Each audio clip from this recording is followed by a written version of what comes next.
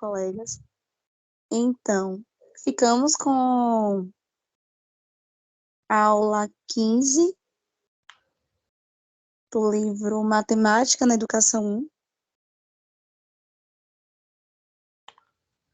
volume 2, módulo 2, aula 15, Resolução de Problemas. Estela Maria Peixoto de Azevedo.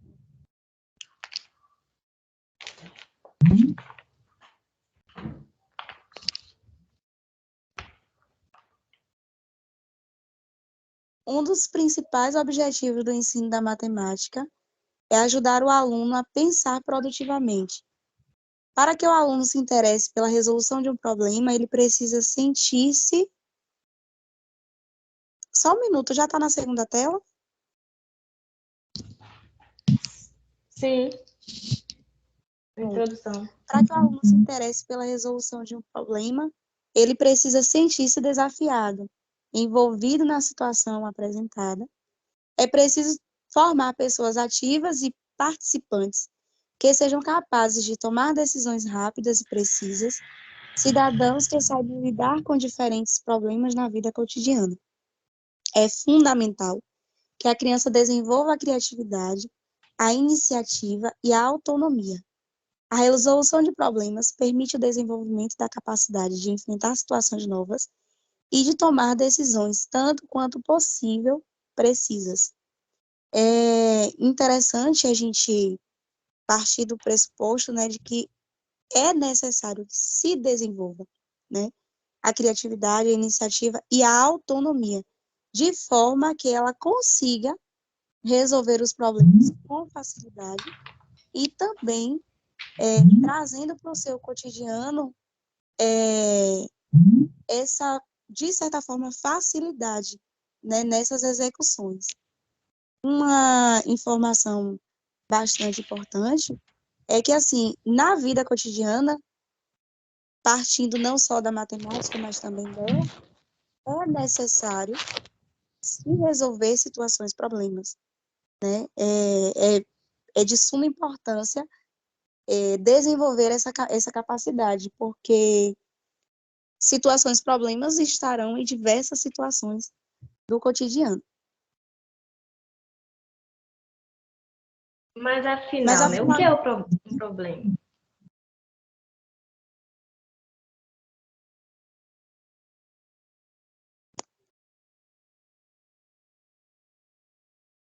Bom, um problema é qualquer situação que exige que você pense para solucioná-la, né? Está relacionado a situações e questões que se propõem, né, a serem resolvidas.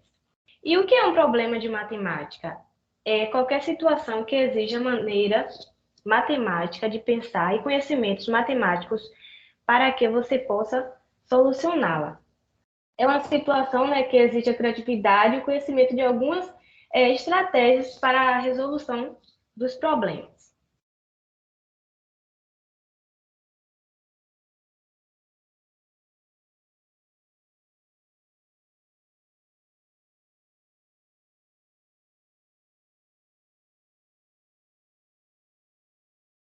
Iris?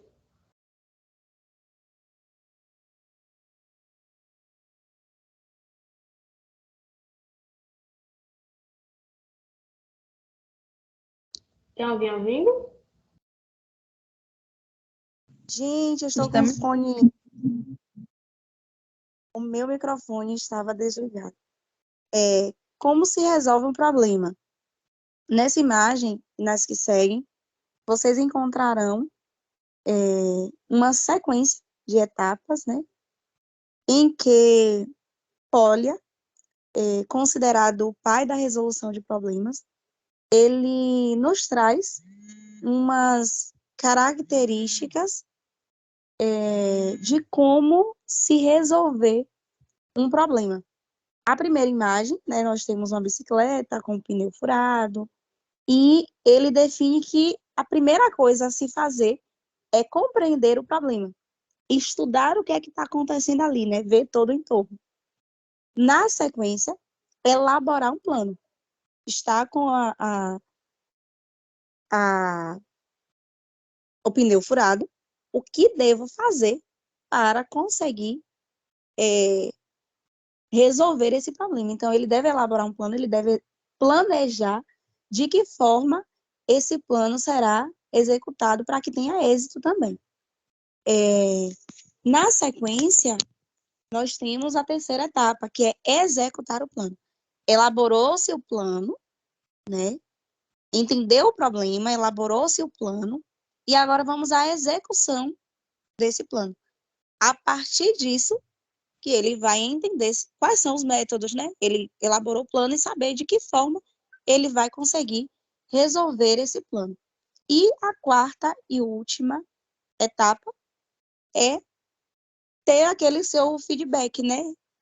Examinar, observar aquilo que ele conseguiu fazer, de que forma ele conseguiu executar aquela ação, se a ação foi bem sucedida. E nesse caso daqui, né, mostramos a imagem do problema resolvido, mas existem situações que o caminho são mais longos, mas desta forma ele deixa de nos trazer essa característica, né? É necessário passar pelas 4 etapas: compreender o problema, elaborar um plano para resolver e executar o plano, e então fazer a retrospectiva, né? Ter certeza daquilo que ele obteve. Como conhecer um problema? Um bom problema é aquele que apresenta as seguintes características: ser desafiador, ser real, ser interessante, não se limitar a uma aplicação direta de uma ou mais operações aritméticas, ter um nível adequado de dificuldade, ter uma linguagem adequada, sem frases longas e complexas. Bom, num livro, né, a parte que a gente ficou, teve um exemplo bem interessante de um problema que, além de ele ser desafiador, ele também é feito a partir da realidade do aluno. No enunciado do problema diz assim: na classe de Fernando tem 37 alunos. Em um dia de chuva, faltaram 5 dos seus colegas. Aí, nesse caso, a sua professora pediu para os alunos formarem um grupo de quatro par e juntos formarem um quebra-cabeça. Quantos quebra-cabeças serão necessários para que cada grupo monte apenas um? Naquela sequência, né, ela utilizou a situação problema da realidade deles como de certa forma, como uma possibilidade de ânimo, né, para a resolução de problemas, porque é uma forma de instigá-lo, né, instigar este indivíduo a buscar, né? Foi desafiador, mas também foi real, porque estava dentro da realidade deles. Alguns cuidados ao se trabalhar com problemas. Cuidados necessários na seleção dos problemas a serem apresentados na turma. Conhecer os objetivos do problema é primordial, né? Procurar problemas relacionados ao dia a dia, evitar excessos de atividade, ter segurança no passo a passo da resolução do problema, escrever o problema ditado ou copiando, pode significar um esforço para a criança. É importante, né, não se limitar ao ter que fazer, mas que aquela atividade, que aquela sequência tenha um motivo específico, né? Tenha uma finalidade. Buscar levar a situação para a realidade do indivíduo, para que ele consiga também se perceber como parte daquela atividade. E ele consiga resolver o problema dentro daquilo que está sendo proposto, de forma que ele resolva, que ele não fique com baixa autoestima, né? Que eles consigam relacionar com as suas vivências diárias também, para não ser algo aleatório. Sempre estar utilizando, né, enunciados coloridos, uma preocupação, né, com o entorno daquele indivíduo. Um exemplo seria de que adianta uma criança do campo, né, dentro daquele seu contexto, estar compreendendo aquele problema, uma situação problema, dentro de uma realidade totalmente alheia àquilo que é a realidade dele, né? Então, sempre está buscando colocar esses materiais, essas situações, problemas, próxima da realidade desse indivíduo, dessa criança, para que ela queira participar da execução, né? Daquelas etapas lá, né? De conhecer o problema, se preocupar com a elaboração do plano para resolver o problema, executar o plano e voltar e ver, olha, uau, eu consegui, né? Tendo essa preocupação em não o limitar ao aplicar uma proposta, né? Ter essa preocupação em estar inserindo dentro da realidade desse sujeito.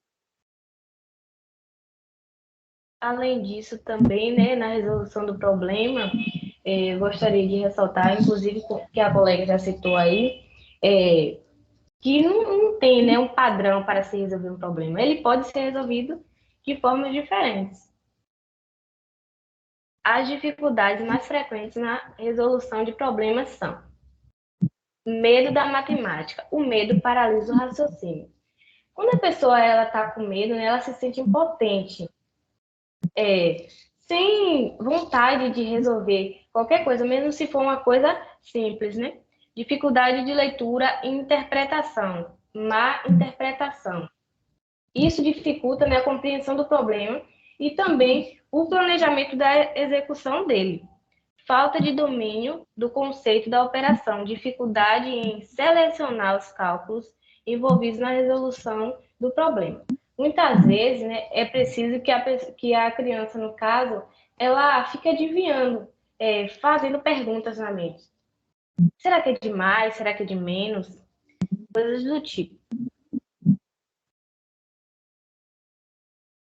Formas de apresentação de um problema. Antes de irmos para a próxima tela, eu só vou fazer uma referência em relação a esta última fala, em relação às dificuldades mais frequentes na resolução de um problema, e eu retrato algo que a gente teve um contato no nosso primeiro dia de aula, que é a questão da numeracia, né, que é a alfabetização matemática. E é algo tão presente no contexto, né, do dia a dia da gente, do ser humano, e que deveria estar sempre como uma preocupação nesse momento de resolução de problemas, que é justamente facilitar essa interpretação para que esse indivíduo ele adquira, ele consiga compreender o problema e executar a ação, né? Ele consiga plenamente resolver o problema. Formas de apresentação de problemas.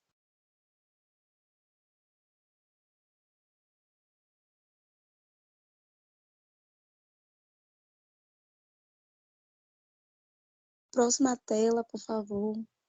Problemas com enunciado escrito, utilizando quadros de giz, transparências em folhas, preparadas pelo professor no livro didático. Problemas orais, que sejam simplesmente enunciados pelo professor, mas utilizando filmes ou gravação. Problemas ilustrados,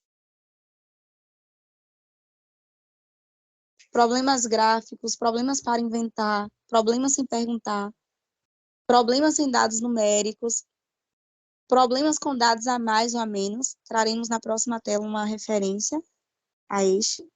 Problemas em série, lúdicos, problemas de quebra-cabeça e problemas formulados em cooperação.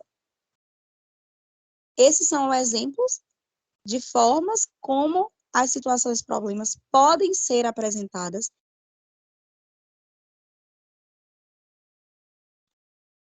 Esses dados, eles devem estar postos, né, de forma legível, de forma clara, de forma objetiva, levando sempre em consideração o tipo de para quem você está fazendo esse enunciado, né? Que esse enunciado seja atrativo, que essa situação, problema, seja apresentada de forma atrativa. De que forma essa apresentação, essa situação será apresentada para uma criança que não sabe ler, né? Com mais imagens, com menos texto, né? Com um enunciado curto. Então, sempre voltando a estratégia para o público que se deseja atingir. Um problema desse que eu achei bem interessante é o problema lúdico, né? Que é um problema que mais vai agradar as crianças, porque geralmente elas são apresentadas, né, com forma de adivinhações, brincadeiras, e muitas vezes não envolve o raciocínio quantitativo. Mas também ela contribui, né, para o desenvolvimento tanto do raciocínio lógico, quanto da iniciativa e da coordenação motora das crianças. Alguns exemplos dela são os problemas relacionados ao labirinto, às charadas e o quebra-cabeça também.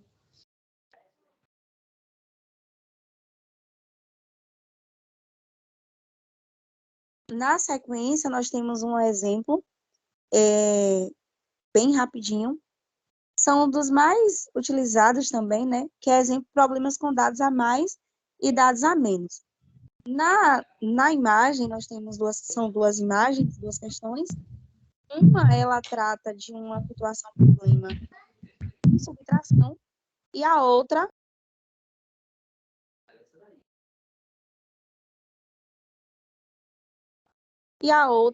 apresenta uma posição em relação a uma multiplicação. A primeira imagem. No jogo de basquete, Alice fez 8 pontos e Bia fez 2. Quantos pontos Bia precisa fazer para alcançar Alice?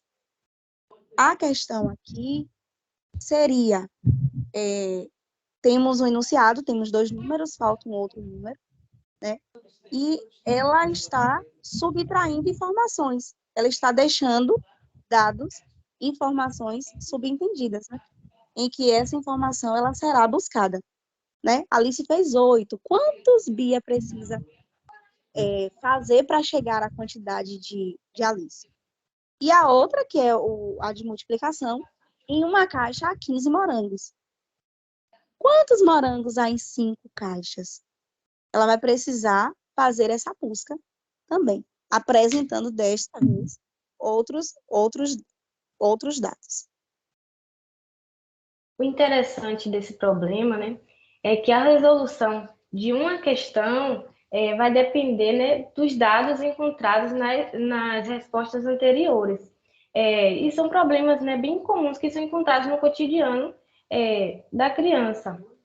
E uma curiosidade é que esse tipo de problema ele deve ser evitado, né, em provas, porque se a criança ela erra na primeira questão, provavelmente o erro vai continuar nas outras. Fatores que podem dificultar a compreensão de um problema. A linguagem empregada na formulação de problemas. É preciso estar atento, né, ao vocabulário utilizado na construção de um problema, se está de acordo com a turma que o professor está, com a idade dos alunos naquele grupo que estão inseridos. Nos anos iniciais, por exemplo, é melhor usar figuras em vez de ficar usando textos. O tamanho e a estrutura das frases. Existe, né, uma grande dificuldade em relação à leitura e à interpretação de texto, e principalmente dos enunciados. E por isso, muitas crianças elas se perdem lendo frases longas e complexas. Muitas vezes elas deixam até de resolver a questão por conta disso. Vocabulário matemático específico. Algumas crianças elas não têm conhecimento, né, da terminologia do significado do código da matemática. Os tamanhos dos números e complexidade dos cálculos. Números grandes, eles acabam assustando o aluno, fazendo com que ele desista antes mesmo de conversar um problema. E o problema também, ele exige aqueles problemas que exigem grande quantidade de cálculo, certamente, né, o enunciado também será de difícil compreensão.